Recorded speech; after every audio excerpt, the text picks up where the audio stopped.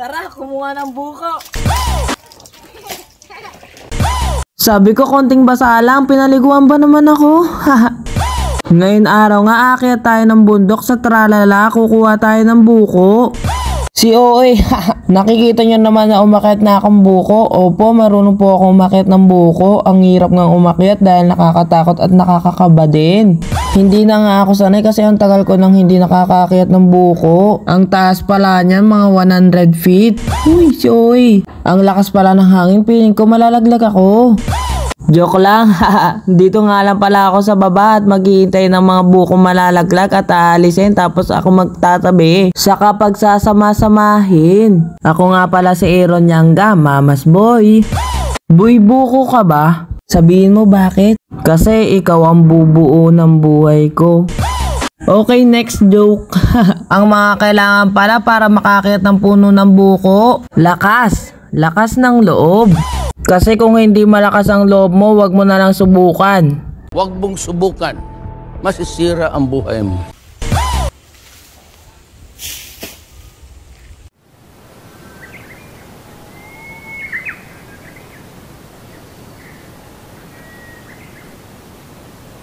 Ang lakas din pala ng hangin.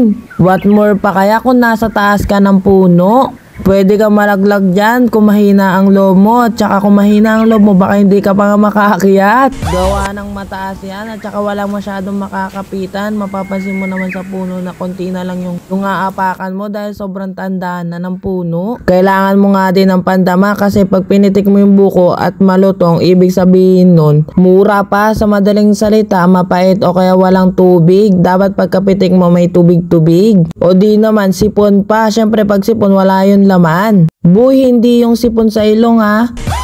Pag makunat-kunat naman, ibig sabihin nyog yun.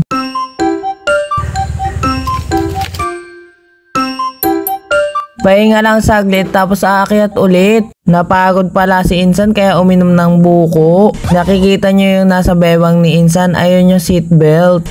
Seatbelt?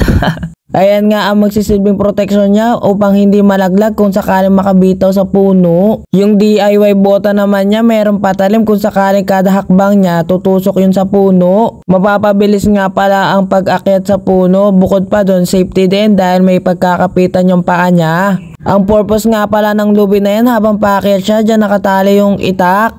Kasi nga kung hawak-hawak niya yung itak, mahirapan siyang umakyat. Yung dalawang kamay niya kasi ginagamit din pangkapit sa puno. Pag nakakyat na siya sa tok-tok sa kanya, aalisin yung itak. Gagamitin niya to pang putol sa sanga. Tapos ikakalawit niya na dun sa lubid na may kalawit. Ano daw? Hindi ko na nga pala nabidyoan yung pag-akyat namin sa bundok. Gawa ng baka malobat ako. Hindi na ako makakapag-video ng pag-akyat ng puno kung sakali man ginamit ko yun. Gawa nga 3 bundok ang dinaanan namin, 3 ilog at saka 10 bulkan. Grabe naman yun.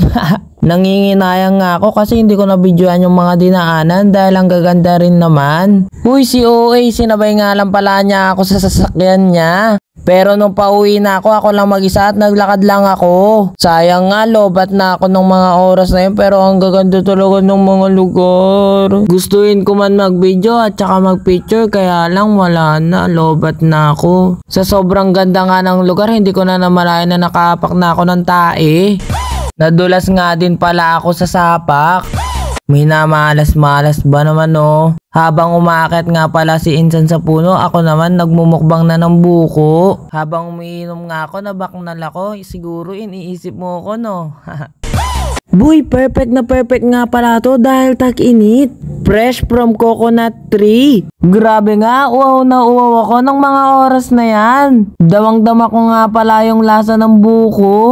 Ano pang hinihintay mo? Mag-BJ na. BJ mo, BJ ko, BJ natin lahat. Ang yaman na, kalinamnam na. Buko juice, hindi BJ na iniisip mo. Bastos, haha. Siyempre hindi matatapos ang video na to kung hindi tayo kakain ng laman ng buko. At dahil nasa bundok tayo, wala tayong kutsara, pwede nang gamitin yung sanga ng buko. Hindi na nga ako nakatiis, gumamit na ako ng ngipin. Masarap nga pala to sa buko salad o kaya buko pandan. Gagawin ko nga pala tong pang business kaya bumili ka boy ha. Nag-promote? Boy, pwede rin palang buko juice. Abangan nyo sa susunod na video ko yun ha. Pagkatapos ko nga pala magmukbang dyan, nagligpit na ako. Boy, hanggang dun lang. Bye-bye.